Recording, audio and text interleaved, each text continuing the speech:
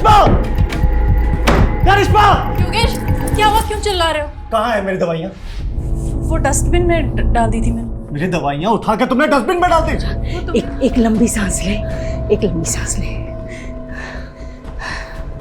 देख बेटा, हम दोनों का तेरे अलावा कौन है? हम तेरा भला चाहते हैं और तेरे अच्छे सेहत की कामना के लिए ही मैं वैष्णो देवी गई थी ना। और आज भी हम दोनों इसीलिए ही जगराता में जा रहे हैं। करिश्मा, तुझे ब्यूटी पार्लर जाना था ना, जा हुआ पार्लर। मैं तुझे जगराता में ही मिलूंगी। जी माँ। जा।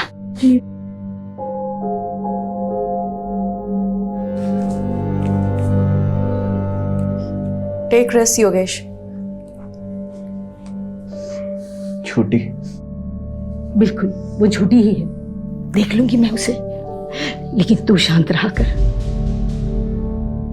ये ले, तू आराम से बैठ के चाय और नाश्ता कर ले। मैं जगराता जा रही हूँ, तेरे लिए बिरयानी बना के रखी है, गरम करके खा लेना। हम दोनों सुबह तक आ जाएंगे, ठीक है बेटा? ये ले।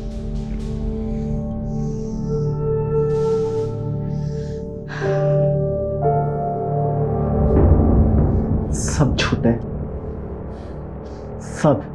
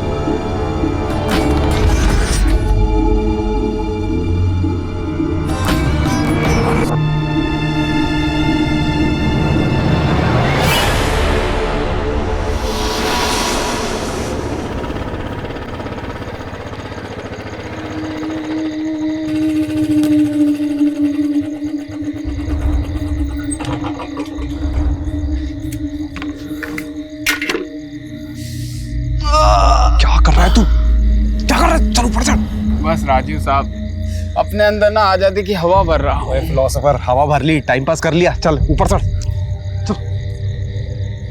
बंटी की पूरी गैंग को पकड़वाकर मैंने अपना वादा पूरा किया, अब आप अपना वादा पूरा करिए। तू टेंशन क्यों ले रहा है? विटनेस प्रोटेक्शन सेल में तेरा नाम डाल दिया है, तेरी सजा कम हो जाएगी, उन्हें बात कर ली है। तू चलना, टाइम वेस्ट क्यों कर रहा है? चल। शुक्रिया राजीव साहब। हाँ चल चल चल। उसका लाइट का ध्यान रखना, ठीक है? अपने सेल में जाना चुपचाप। ठीक है ठीक है। चल ऊपर चल।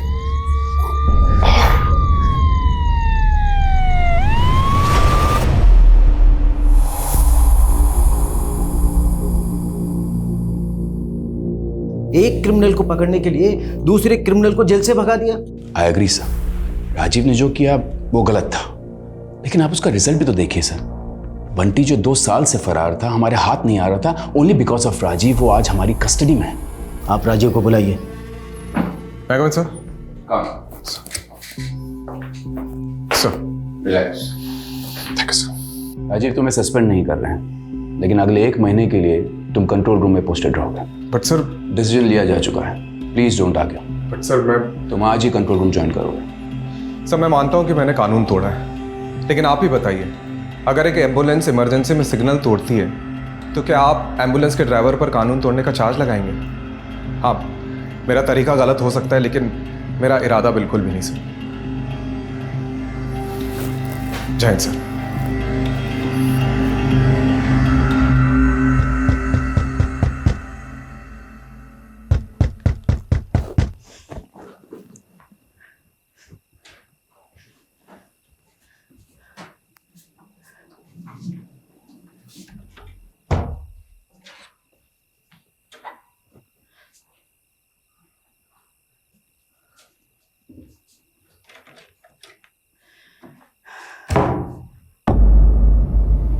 योगेश,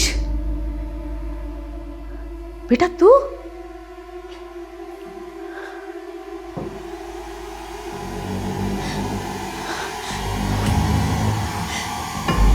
है ये?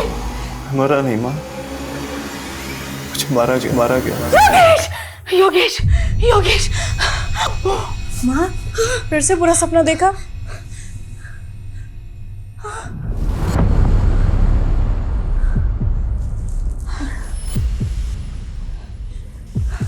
आप पानी पीजिए।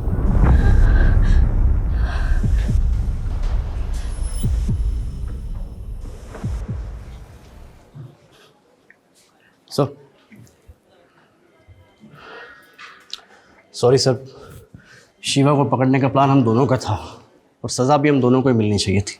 तू क्यों गिल्ट फील कर रहा है? तुझ पे थोड़ी सीनियर्स पे गुस्सा हूं मैं। ये पटक दिया कंट्रोल रूम में, उससे अच्छा सस्पेंड ही कर देते। सर, आपकी माताजी आई है। मेरा मतलब आपकी मम्मी की सिफारिश लेकर कोई माताजी आई है। कौन है? मेरा नाम गीता गुप्ता है और ये है मेरी बहू करिश्मा। आपकी माँ जब भी यहाँ होती है तो वो और मैं एक ही माता की चौकी मंडली में जाते हैं। ओह, आई एम सॉरी बट 4 महीने पहले आपके ही बेटे योगेश की हार्ट अटैक से मौत हुई थी, राइट? मेरे बेटे की मौत हार्ट अटैक से नहीं हुई, उसे मारा गया था। एक सेकंड। आपकी बेटे के मौत के 4 महीने बाद आप ये कह रही है कि उसका मर्डर हुआ था। ये किस बेसिस पे कह सकती है आप? उसने मुझे खुद बताया है कि उसका मर्डर हुआ है। उसने मुझे सपने में आके ये सब बताया। देखिए, मैं जानती हूँ आपको मम्मी की बात पर विश्वास नहीं होगा, पर जब से योगेश गए हैं तब से मम्मी को डरावने सपने आने लगे हैं। योगेश मुझे कुछ कहना चाहता है, वो अपने मौत का इंसाफ चाहता है, इसीलिए हम दोनों यहाँ आए हैं। गीता जी, मैं आपसे क्या कहूँ? देखिए, मैं चाह कर भी आपकी मदद नहीं कर सकता क्योंकि आपके पास कोई केस ही नहीं है। देखिए, किसी भी डरावने सपने को बेस बना के हम इन्वेस्टिगेशन नहीं कर सकते। इसका मतलब तुम्हें मुझ पे विश्वास नहीं है? देखिए गीता जी, आई एम रियली सॉरी, मैं आपकी कोई मदद नहीं कर सकता। ठीक है बेटा, जैसे तुम्हारी मर्जी।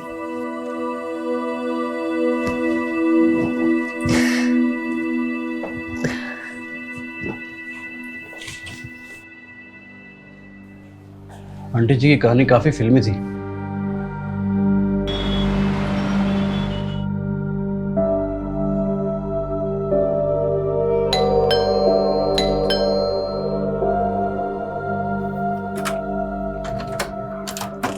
अरे आप लोग यहाँ इस वक्त? बेटा वो अंदर आइए। हाँ माँ जी बोलिए। योगेश की गुजरने से 2 दिन पहले उसका फुल बॉडी चेकअप हुआ था। अब देखिए, वो बिल्कुल तंदुरुस्त था, फिर ऐसे कैसे अचानक उसे हार्ट अटैक हो सकता है? देखिए माँ जी, आपको ही पता है कि आजकल 25-26 साल के लड़कों को भी हार्ट अटैक आ जाता है। वर्क प्रेशर है, स्ट्रेस की वजह से भी हो सकता है। राजू बेटा, मैं समझ सकती हूँ कि मैंने जो सपने में देखा उसे सच मानना तुम्हारे लिए मुश्किल होगा, लेकिन मुझे भी ये सब भुला पाना मुश्किल है। देखिए, मम्मी जी बस ये चाहती हैं कि एक बार योगेश का केस आप इन्वेस्टिगेट करें। हाँ, मैंने पहले भी इसीलिए FIR दर्ज कराई थी, लेकिन तब उस इंस्पेक्टर ने उस डॉक्टर से बात की जिसने योगेश को डेड डिक्लेयर किया था, और डॉक्टर ने इंस्पेक्टर से कहा था कि हार्ट अटैक से मौत हुई है, और इंस्पेक्टर ने वो केस बंद करा दिया बिना किसी इन्वेस्टिगेशन के। बस मैं इतना चाहती हूँ कि आप एक बार योगेश के केस को इन्वेस्टिगेट करें, फिर आप जिस भी नतीजे पर पहुँचोगे कि मेरा बेटा हार्ट अटैक से मरा या कुछ भी, मैं बिना किसी सवाल के मान लूँगी। कम से कम मुझे ये अफसोस तो नहीं रहेगा कि मैंने सच्चाई जानने की कोशिश ही नहीं की। ओके, कल आप दोनों हेडक्वार्टर आ जाइएगा, मैं केस को रीओपन कराने का रास्ता ढूंढता हूँ। सर, आप भावुक होकर भूल कर रहे हैं। इस केस को हाथ में लेने का मतलब है हवा को हाथ में पकड़ना। कुछ हाथ नहीं लगेगा सर। सर ये लीजिए, चाय पीजिए। सर आप बताइए, इन्वेस्टिगेशन कैसे करेंगे? मुझे पता है कंट्रोल रूम से इन्वेस्टिगेशन अलाउड नहीं है, पर गीता जी जिद पे अड़ी है, एटलीस्ट उनको तो सुकून मिलेगा। अनऑफिशियली सही, लेकिन मुझे करना पड़ेगा। वो पता है कल क्या कह रही थी? योगेश की डेथ के 2 दिन पहले उसका हेल्थ चेकअप हुआ था और वो पूरी तरह से फिट था। सर वैसे ही उसकी डेथ रिपोर्ट भी कह रही है there is no foul play. और सर हार्ट अटैक आजकल लॉटरी की तरह हो गया है, कब किसकी निकल जाए कुछ पता नहीं। सर एक बात बताइए, एक तो 4 महीने पुराना केस है, ऊपर से लाश का पोस्टमार्टम नहीं हुआ है, सारी की सारी अस्थियां गंगा में बहा दी गई है। बचा क्या है हमारे पास इस केस में सर? सिवाय एक माँ के सपने के। आइए गीता जी, शुरू से शुरू करते हैं। 29 मार्च जिस दिन आपके बेटे योगेश की डेथ हुई थी, उस दिन क्या क्या हुआ था? 29 मार्च को सुबह 4 साढ़े 4 बजे के आसपास मैं और करिश्मा जगराता से वापस घर पे लौटे थे।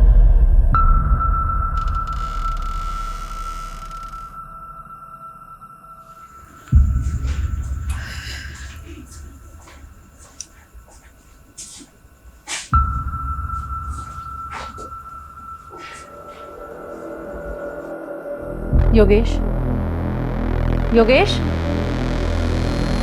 योगेश, योगेश, क्या हुआ बेटा? क्या हो गया? योगेश! बेजान पड़ा था मेरा बेटा। हमने फौरन डॉक्टर को बुलाया। डॉक्टर ने योगेश को डेड डिक्लेयर कर दिया। और अगले दिन जब योगेश की मेडिकल रिपोर्ट देखी तो सवाल ये उठा कि अचानक ऐसे कैसे योगेश की मौत हार्ट अटैक से हो सकती है। इसीलिए मैंने FIR दर्ज कराई थी। आपने जो पुरानी FIR दर्ज करी है उसकी डिटेल्स दीजिए, मैं वो फाइल मंगवाता हूँ।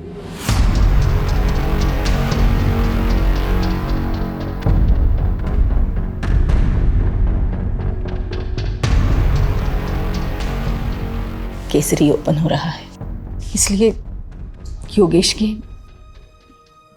इंश्योरेंस क्लेम पास होने में थोड़ा वक्त लगेगा, लेकिन तुम्हें पैसों की चिंता करने की कोई ज़रूरत नहीं। मैं तुम्हें हर महीने। माँ प्लीज़, मुझे पैसे की ज़रूरत नहीं है, आप खाना खाइए।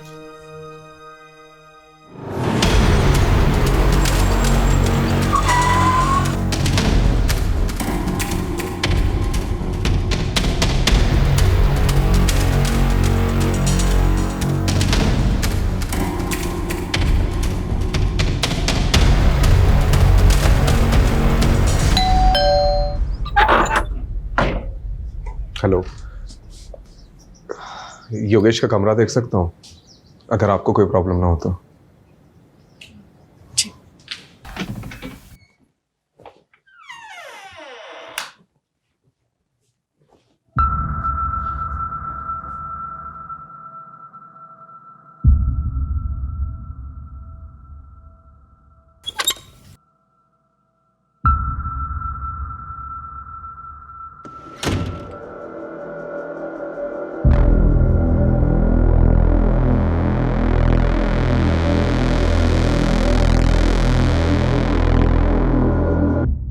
ये दोनों मेरे पोते हैं, युवराज और योहान, दून स्कूल में पढ़ते हैं।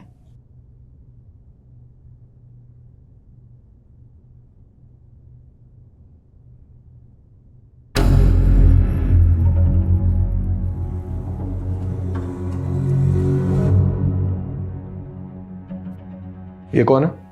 विवेक, योगेश का दोस्त और बिजनेस पार्टनर भी।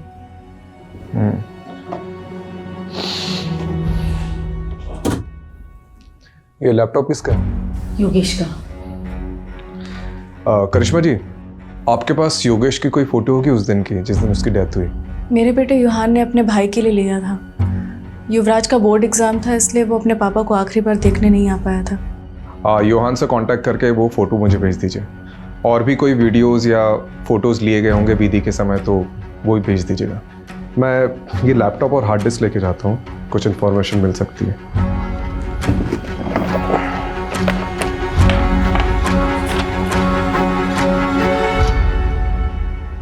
ये कौन सी दवाई ले रहा था योगेश? Anti anxiety pills. आज जो अपॉइंटमेंट है आप उसकी लिस्ट लेके आए। देखिए आज की डॉक्टर साहब मुझे अभी आपसे बात करनी है, बहुत जरूरी। Okay okay, calm down calm down. नहीं डॉक्टर काम डाउन। नहीं डॉक्टर साहब, योगेश काम डाउन। क्या चला आपको समझ में नहीं आ रहा मेरे साथ क्या हो रहा है? योगेश शांत हो जाओ, शांत हो जाओ योगेश, रिलैक्स। अब बोलो योगेश, क्या बात है? सो नहीं पा रहा हूँ, कल भी पूरी रात जागा रहा मैं। दिमाग कह रहा है सो जाओ सो जाओ, पर आखिर दिमाग का साथ ही नहीं दे रही। स्लीपिंग पिल्स दी थी ना, काम नहीं कर रही? नहीं डॉक्टर, अगले महीने 28 तारीख को मेरी मीटिंग है दुबई में। करोड़ों की डील है और मेरा हाल देख रहे हैं आप। इस साल में गया तो मैं बर्बाद हो जाऊंगा, मेरे बहुत भारी नुकसान हो जाएगा। डॉक्टर मुझे हैवी डोज दीजिए डॉक्टर। मैं महंगे से महंगा इलाज कराने के लिए तैयार हूँ। योगेश का मन बहुत बेचैन रहता था। जब मेरे पास आया था उसके मन में अजीब सा डर बैठ गया था, जिसका मैंने ट्रीटमेंट भी शुरू कर दिया था और उसको कुछ दवाइयाँ भी लिख के दी थी। तो उसे कुछ फायदा हुआ था? बिल्कुल। माँ, फिर से बुरा सपना देखा?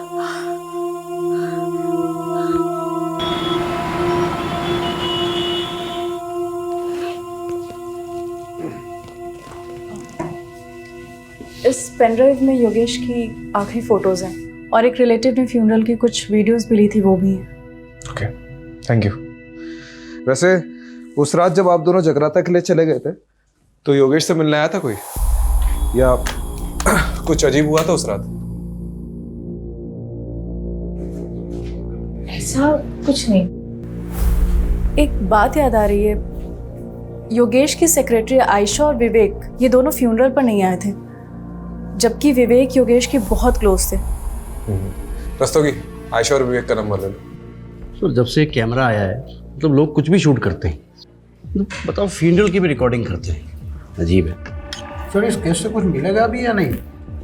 चांसेस तो बहुत कम है, लेकिन अभी भी 3 लोगों से पूछताछ बाकी है। एक विवेक, योगेश का बिजनेस पार्टनर, और दूसरी आयशा, उसकी सेक्रेटरी। तीसरा कौन है सर? योगेश के घर का वॉचमैन बबलू, क्योंकि गीता जी और करिश्मा के जाने के बाद क्या हुआ उसी को पता होगा। देखते हैं वॉचमैन ने कितनी वॉच रखी घर पे। ये कितनी गाड़ियाँ?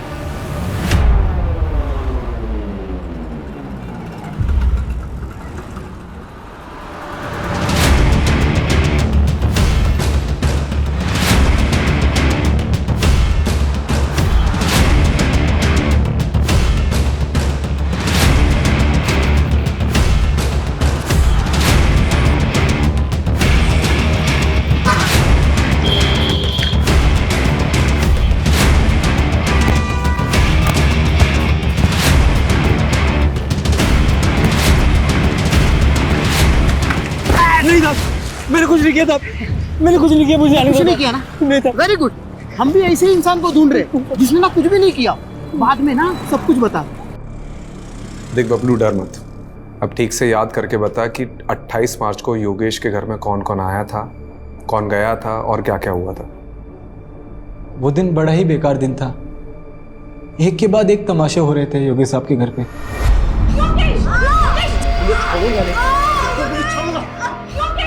फिर गीता जी आई, उन्होंने योगेश साहब को समझाया।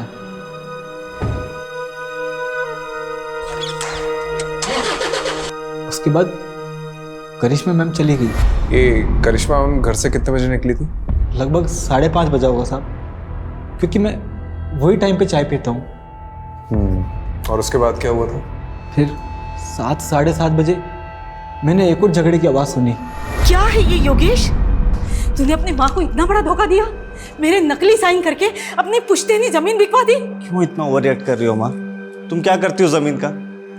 मुझे बिजनेस में जरूरत थी पैसों की तो मैंने उठा के बेच दिया, और वैसे भी तुम्हारे मरने के बाद तो वो जमीन मेरी होने वाली थी ना, तो क्या गलत किया? अरे तो मुझे बता दिया होता, मेरी नकली साइन क्यों की?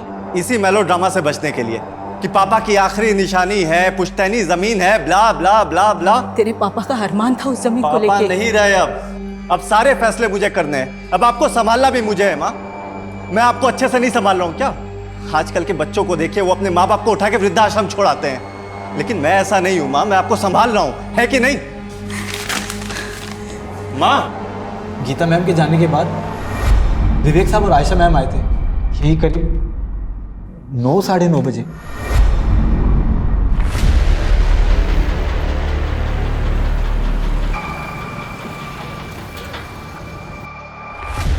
विवेक सर और आयशा मैडम जी जब आए तब घर के अंदर जाने से पहले दोनों काफी देर तक कार में कुछ बातें कर रहे थे।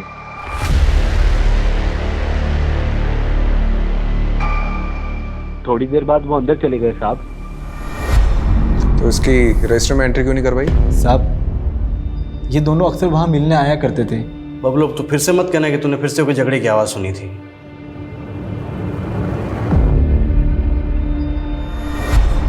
योगेश बहुत हो गया तेरा, मान ले मेरा प्रपोजल, मैं तंग आ गया हूँ तेरी जिद से। तंग तो मैं आ गया हूँ, हर बार तेरी वजह से मुझे घाटा हुआ है। अबे गधा है तू, एक नंबर का गधा। साले अगर नंगों के शहर में ना तुझे लंगोट बेचने के लिए भेज दूं तो वो भी नहीं बेच सकता तू साले। बहुत सुन ली मैंने तेरी बकवास। तू मुझे अपना डिसीजन बता कि तू है या नहीं मेरे साथ। नहीं हूं, बोल अब क्या करेगा बोल। कॉलर छोड़। नहीं छोड़, कॉलर छोड़। नहीं छोड़ूंगा साले। काम डाउन, इधर बैठो तुम। सिट। सर आप भी बैठिए। आप लोग दोस्त हैं और बिजनेस पार्टनर्स हैं। अगर आप साथ में काम नहीं कर सकते तो अलग हो जाइए। ये क्या तरीका है? आयशा मैडम ने बात को संभाल लिया, फिर दोनों शांत होकर बैठ गए। थोड़े टाइम बाद आयशा मैम वहाँ से चले गए और फिर ठीक आधे घंटे बाद विवेक साहब भी वहाँ से चले गए गाड़ी में बैठकर। उसके बाद कोई नहीं आया साहब। कोई आया नहीं है? तूने देखा नहीं? साहब 12 बजे मैं सोने चला जाता हूँ, उसके बाद कोई आएगा भी तो कैसे पता लगेगा मुझे? ये सब तूने गीता जी और करिश्मा को बताया था? नहीं साहब, किसी ने पूछा नहीं तो सामने से जाके क्या बताता साहब। वैसे योगी साहब बहुत अच्छे इंसान थे साहब, दिलदार थे। अरे बबलू, जी साहब। कोई वो तो कुछ नहीं साहब, बस वो। ये लो 1 लाख रुपए पूरे तुम्हारी माँ के इलाज के लिए, अच्छे से करवाना। शुक्रिया साहब, मैं ये रकम आपको जल्दी ही 1 साल में वापस लौटा दूंगा साहब। मेरे पैसे मेरे अपने ही खा जाते हैं। मजाक कर रहा हूँ, पैसे लौटाने की कोई जरूरत नहीं, ठीक है? शुक्रिया साहब, बहुत बहुत शुक्रिया। आपको ये सब सच लग रहा है सर? मुझे तो ये सब कहानी लग रही है। नहीं रस्तोगी जी, मुझे सिर्फ ये कहानी नहीं लग रही है, इसमें कुछ ना कुछ तो सच्चाई है। जी सर, आप सही थे। काफ़ी सारी नई चीज़ें निकल कर आई है इसमें। पता है, मैंने ये सोचा भी नहीं था कि ये केस ऐसे पलटेगा। पहले तो ये सिंपल हार्ट अटैक का केस लग रहा था, लेकिन अब 3 सस्पेक्ट सामने आए। पहला तो वो विवेक, योगेश का बिजनेस पार्टनर। जी सर, वो आखिरी इंसान जो योगेश के घर से बाहर निकला था। हाँ सर, हो सकता है आयशा मैडम भी मिली हुई हो सकता है, क्योंकि आयशा और विवेक योगेश के फ्यूनरल पे नहीं गए थे, और ऊपर से करिश्मा ने जो विवेक का नंबर दिया है वो भी स्विच ऑफ आ रहा है। दूसरा सस्पेक्ट एक करिश्मा हो सकती है, क्योंकि इसके योगेश से बहुत ज़्यादा झगड़े होते थे। सर। तो फिर ये तीसरा सस्पेक्ट कौन हो सकता है? योगेश की माँ गीता गुप्ता। देख, हो सकता है उन्हें जो भी सपने आ रहे हैं वो कहीं ना कहीं उनके ही अंदर का गिल्ट है जो उनको चैन से सोने नहीं दे रहा है। लेकिन सर, वो खुद ये केस रीओपन करवा के अपने लिए मुसीबत क्यों खड़ी करेगी? कमलेश, उन्हें भी यही लग रहा हो कि हम भी यही सोचकर बैठे रहेंगे और उन पर डाउट नहीं आएगा, इसलिए वो खुद सामने से आई और केस को रीओपन करवाया।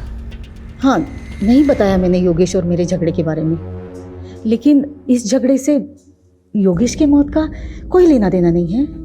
देखिए, लेना देना है या नहीं है वो तो इन्वेस्टिगेशन के बाद ही पता चला। खैर, आपने हमें पहले कुछ बताया नहीं है तो अभी बता दीजिए। उस रात तेरे पापा का अरमान था उस जमीन को पापा लेके। नहीं रहे अब सारे फैसले मुझे करने हैं। अब आपको संभालना भी मुझे है। माँ, आपको बुरा तो लगा होगा योगेश किस बर्ताव से। मेरा बेटा गुस्से में कुछ भी बोल देता था, लेकिन वो दिल से बुरा नहीं था। उस दिन जब मैं बाहर गई थी तो उसने मुझे थोड़ी देर बाद मैसेज किया था। हाँ, ये देखिए।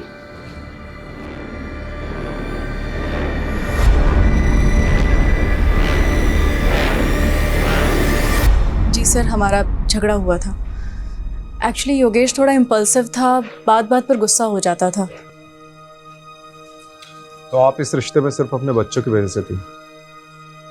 सर, माना कि उनमें कमियां थी, वो कुछ भी बोल देते थे, पर वो दिल के बुरे नहीं थे सर। तो उस रात आपको भी सॉरी मैसेज आया होगा?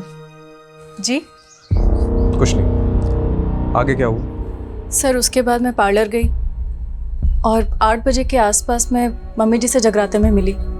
हाँ, जगराता में करिश्मा पूरा वक्त मेरे साथ में ही थी। मुझे समझ नहीं आ रहा मुझे यहाँ क्यों बिठा के रखा है। आयशा जी, राजीव सर के पास टाइम कम है और डंडे ज़्यादा। ये देख रही हैं आप श्वेता जी को? इनको डंडा देकर आपके पीछे लगा देंगे। देखिए, आपके बॉस योगेश का पार्टनर विवेक फरार है। अब उसको तो हम पकड़ लेंगे। आप बस सिर्फ इतना बता दीजिए कि 28 मार्च को जब आप योगेश के घर पर गई थी तो योगेश और विवेक के बीच में झगड़ा हो रहा था, वो किस बात को लेकर हो रहा था? कमलेश जी सर। कुछ बोला इसने? हाँ सर, बोलने वाली है ना। सर विवेक और योगेश सर ने मिलकर एक प्रॉपर्टी खरीदी थी जीवन नगर में। विवेक चाहता था कि वहाँ की झोपड़ियों को तुड़वाकर जल्दी से जल्दी काम शुरू किया जाए और वहाँ पर कब्जा कर लिया जाए, लेकिन योगेश सर चाहते थे कि ये सब लीगली हो। बस इसी बात पर इन दोनों में झगड़ा हो गया था। विवेक, calm down, इधर बैठो तुम। सिट। सर आप भी बैठिए। आप लोग दोस्त हैं और बिजनेस पार्टनर्स हैं। अगर आप साथ में काम नहीं कर सकते तो अलग हो जाइए। ये क्या तरीका है? आयशा जी, आपको क्या लगता है ये विवेक ने वाकई में योगेश का मर्डर किया होगा? सर मुझे नहीं पता। उस दिन मेरी माँ बीमार थी और वो हॉस्पिटल में एडमिट थी और मुझे उस दिन जल्दी निकलना पड़ा था। लेकिन हाँ, जिस दिन हम योगेश सर के घर जा रहे थे तब विवेक बहुत गुस्से में था। इसके सर पे ना सच्चाई का भूत सवार है। एक जमीन के लिए इतना वेट नहीं कर सकता मैं। देखो विवेक, तुम्हें योगेश सर से थोड़े ठंडे दिमाग से बात करनी चाहिए। क्या ठंडे दिमाग से बात करूं मैं? अच्छा एक बात बताइए, कहीं आपने तो छुपा के नहीं रखा है विवेक को? नहीं सर, ये आप क्या कह रहे हैं? देखिए आयशा जी, अगर आप हमारी मदद नहीं करेंगी तो हम भी आपकी मदद नहीं कर पाएंगे। जो भी जानती है वो सीधा सीधा बता दो, वरना ये। अच्छा ये श्वेता के बारे में पता है? अच्छे से बता दिया सर। मिलना चाहोगी?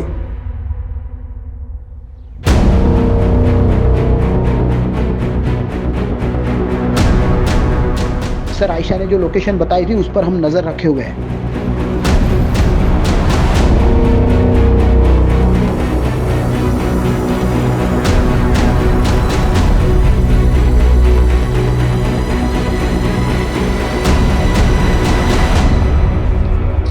विवेक, विवेक मार खा के बोलेगा कि बोलने के बाद मार खाएगा? चॉइस तेरी है। देख, हमें सब पता है कि योगेश की मौत में तेरा ही हाथ है। बहुत नफरत करता था ना उससे।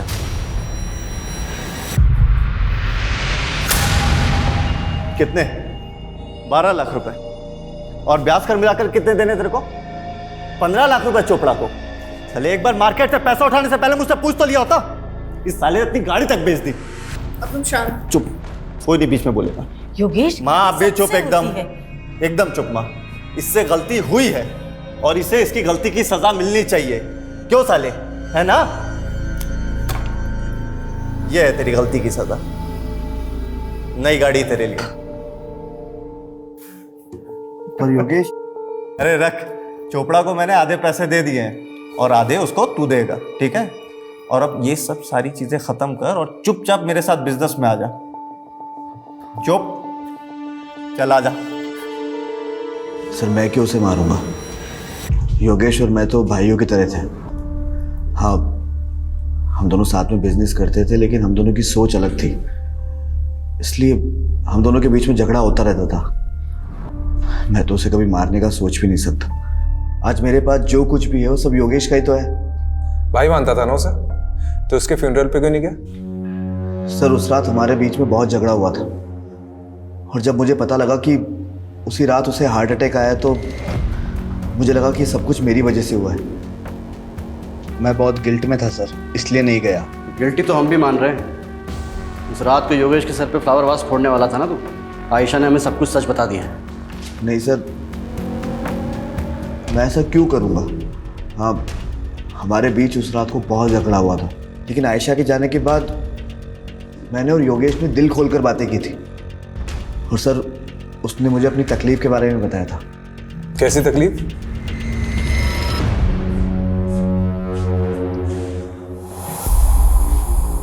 सब गलत हो रहा है यार, खुद पर काबू ही नहीं रहता। रोज झगड़ा होता है करिश्मा से। आज भी मैंने उसको बहुत भला बुरा बोला, बहुत झगड़े हुए, लड़ाई हुई, माँ को भी नहीं छोड़ाया। अपनी इन्हीं हरकतों की वजह से मैंने बच्चों को यहाँ से दूर किया। लेकिन यार तू तो बता रहा था कि डॉक्टर अग्रवाल की दवाइयाँ तेरे पर काफ़ी असर कर रही है। जिस दिन लेता हूँ तब तक असर करती है और जिस दिन नहीं लिया तो। तू टेंशन मत ले, मैं ना एक साइकेट्रिस्ट को जानता हूँ। मैं बात करता हूँ ना तेरे लिए। तू रिलैक्स कर, मुझे पता है तुझे बेस्ट रिलैक्स कराने का तरीका। एक मिनट रुक।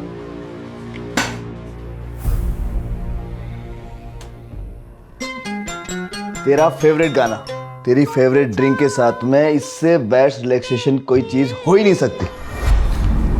सर जब मैं वहाँ से निकला तो योगेश बहुत अच्छे मूड में था और उसका मेरे जाने के बाद में मुझे टेक्स्ट भी आया।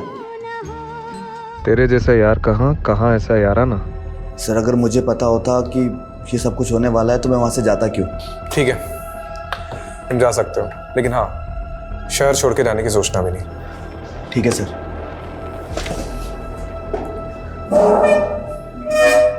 सर वो मुझे आपको कुछ बताना है। सर योगेश की मम्मी गीता आंटी, एक्चुअली एक ज़माने के अंदर मेरे पापा और योगेश के पापा बहुत अच्छे दोस्त थे, लेकिन जब उनकी शादी गीता आंटी से हुई तो उनका बिहेवियर बिल्कुल चेंज हो गया। और फिर जब कॉलेज में मेरी और योगेश की मुलाकात हुई तो हम दोनों भी बहुत अच्छे दोस्त बन गए और सब कुछ नॉर्मल हो गया। लेकिन सर गीता आंटी ना काफ़ी कंट्रोलिंग फ्रीडी लेडी है। पति हो या फिर बेटा, वो दोनों को कंट्रोल करके रखती थी। उनको उसी में खुशी मिलती थी। तो शायद सर कुछ। ठीक है तुम जाओ।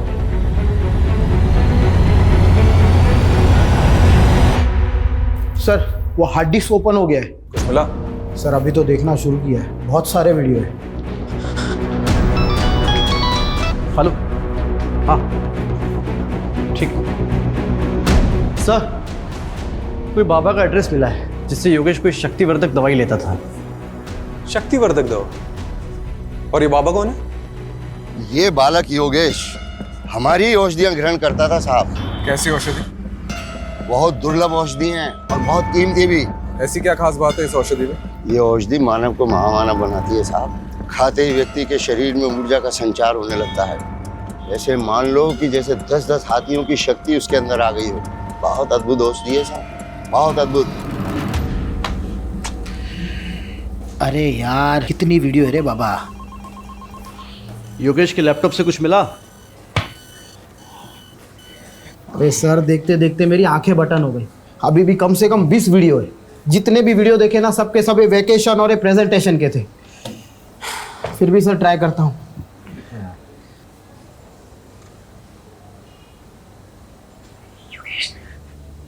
दूर रहो मुझसे, योगेश दूर रहो मुझसे, योगेश मुझे प्लीज, योगेश दूर रहो मुझसे। सर एक मिनट ये सुनिए।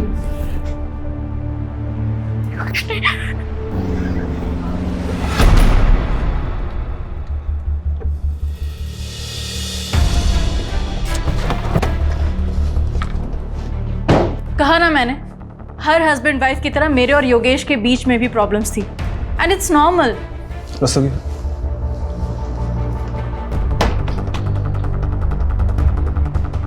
दूर रहो मुझसे, योगेश दूर रहो मुझसे। ये सब आपको नॉर्मल लगता है? डरो मत करिश्मा। योगेश नहीं। I can't believe it। वो ये सब शूट भी करता था। परवर्ट। देखिए ये वीडियोस कभी भी बाहर नहीं आएंगे, लेकिन योगेश की मौत का सच हम बाहर ला कर रहेंगे और इसके लिए आपका सच बोलना बहुत ज़रूरी है। हमें पता चला है कि योगेश किसी बाबा से शक्तिवर्धक दवाइयाँ लेता था। हाँ, योगेश की अजीब सी फैंटेसीज थी। जब हम दोनों थी सीजर, नाइफ, स्क्रू ड्राइवर, सब कुछ। तो ये सब आपने गीता जी को बताया? नहीं प्लीज, आप उन्हें कुछ मत बताइएगा, उन्हें बहुत दुख पहुंचेगा and it's my request please. इतना सब होने के बाद भी आपने योगेश से कभी तलाक लेने के बारे में नहीं सोचा? माना कि योगेश ने पिछले 1 साल में मुझे बहुत तकलीफ दी थी, पर 15 साल का रिलेशन था हमारा और ये 15 साल हमने हंसी खुशी बिताए। वो मेरा पति था, मेरे बच्चों का पिता। आप ऐसा सोच भी कैसे सकते हैं? देखिए मेरा इरादा आपको हर्ट करने का नहीं था।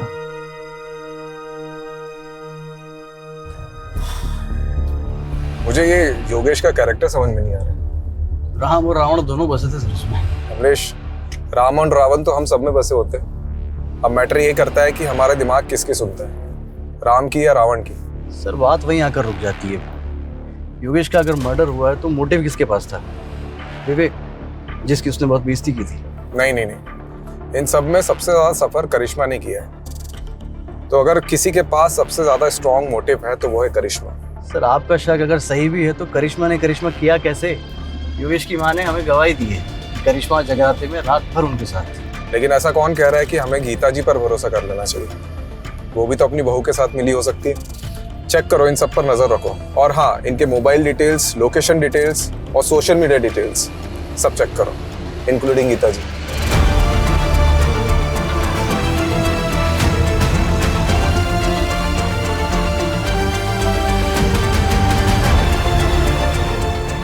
एटर्नल लव 50-50 क्या नाम है? अरे सर सारे सस्पेक्ट की सभी सोशल मीडिया अकाउंट पे स्कैनिंग की, उसमें से एक ऑनलाइन स्टॉकर हाथ लगा है। एटर्नल लव 50-50 पिछले कई साल से एक करिश्मा को सोशल मीडिया पे स्टॉक कर रहा है। 2 साल पहले भी इसने करिश्मा को कुछ मैसेजेस किए थे। सर जब ये करिश्मा कॉलेज में थी ना तो मिस दिल्ली रह चुकी थी। तू क्या इतने सालों बाद ये फिर से आ गया? कुछ भी? अरे सर ऐसा ही है, ये स्टॉकर ने कितनी बार करिश्मा को प्रपोज भी किया था, पर कुछ टाइम बाद करिश्मा के डांटने पर इसने मैसेजेस करना बंद कर दिया। इसका प्रोफाइल तो देखो, है कौन ये? लगता है ये HNF जिम का मेंबर है। रस्तोगी, ये जिम के मेंबर्स की लिस्ट निकालो। कितने लोग हैं? 5000 के आसपास लोग हैं। मेरे गांव से भी ज्यादा लोग तो तुम्हारी जिम में हैं।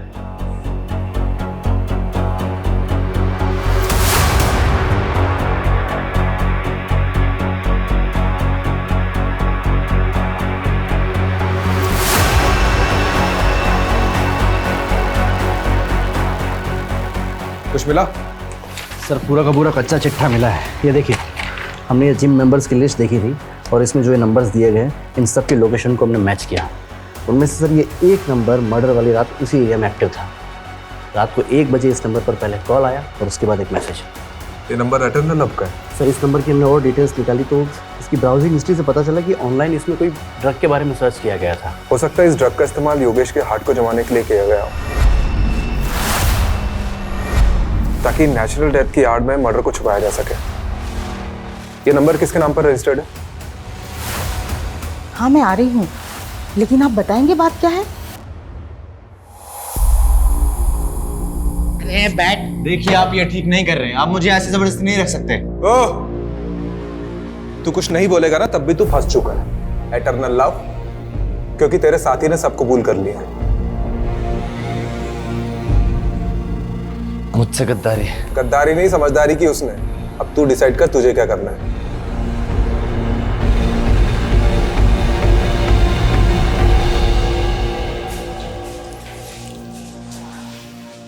जी मैं जा सकती हूँ। अरे रुकिए, पहले ये वीडियो देख लीजिए।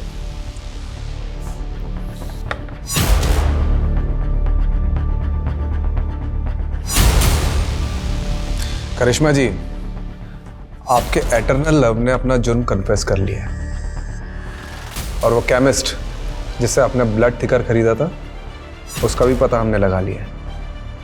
मेडिकल से खरीदा था ना, तो ढूंढते ढूंढते पैर दर्द करने लग गए मेरे। करिश्मा जी, अब तो कन्फेस कर लीजिए, थोड़ी सजा कम हो जाएगी। सब कुछ ठीक होता, लेकिन माँ को सपने आने लगे। सपने में योगेश देखने लगा। उन्होंने पुलिस स्टेशन आने का मन बना लिया, इसलिए मजबूरन मुझे भी उनके साथ आना पड़ा ताकि उन्हें मुझ पर कोई शक ना हो। करिश्मा, अगर तुमने सब कन्फेस नहीं किया होता ना तो हम लोग बच जाते। कोई सबूत नहीं था इन लोगों के पास। आकाश, तुमने पहले कन्फेस किया, इसलिए मेरे पास कोई रास्ता नहीं बचा। झूठ मत बोलो, देखा था मैंने तुम्हें इस लेडी कांस्टेबल को अपना कन्फेशन लिखाते हुए। बेवकूफ, मैं बस उसे इन्फॉर्मेशन दे रही थी। अरे लवबर्ड्स, झगड़े क्यों कर रहे हो? हाँ, तुम दोनों की थोड़ी गलती है। वो तो हमने प्लान किया था तुमसे सच उगलवाने के लिए।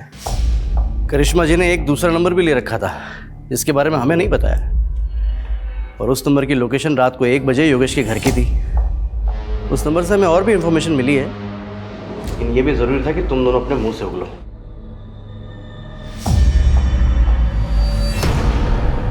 मैंने योगेश की दोस्ती आकाश से कराई थी, ये भी प्लान का एक हिस्सा था। उस रात हमारे जाने के बाद आकाश घर पर आया था। आकाश तू? योगेश, अरे वो दरवाजा खुला देखा तो मैं अंदर आ गया। ये देख स्कॉच लाया हूँ, महफिल जमाते हैं। जा किचन से ग्लास लेके चल लाया।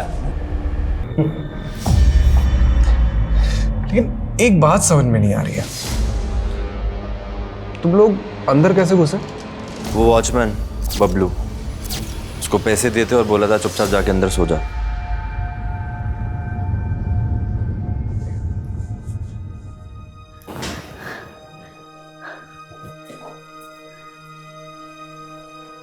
करिश्मा, तुझे अगर इतनी तकलीफ ही थी तो छोड़ देती मेरे बेटे को, जान से मारने की क्या जरूरत थी?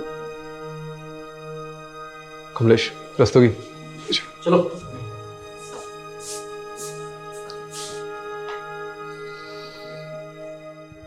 सर, योगेश के मर्डर में जो पिलो यूज हुआ था वो हमें योगेश के घर के बैकयार्ड की कचरे के ढेर से मिला है। और सर लकीली जो उस पर सलाइवा में मिली थी उसकी डीएनए टेस्ट रिपोर्ट आ गई है। योगेश के डीएनए से मैच होती है सर। और आकाश के बाल के ट्रेसेस भी पिलो पर मिले हैं। ये स्ट्रॉन्ग एविडेंस बनेगा इस केस में। Right sir. और बबलू का क्या हुआ? सर बबलू को तो धर लिया है। ये न्यूज़ देखिए क्या हेडलाइंस छपी है। 4 महीने बाद खुला मौत का राज, पत्नी ही निकली कातिल। क्या केस था ये? कोई मानेगा भी नहीं कि एक सपने ने सच्चाई सामने ला दी। अगर माँ ने गीता जी को हमारे पास नहीं भेजा होता तो ना ही ये केस खुलता और ना ही हमें कातिल का पता चलता। इस केस से एक बात तो पता चल गई है कि माँ की बात मान लेनी चाहिए।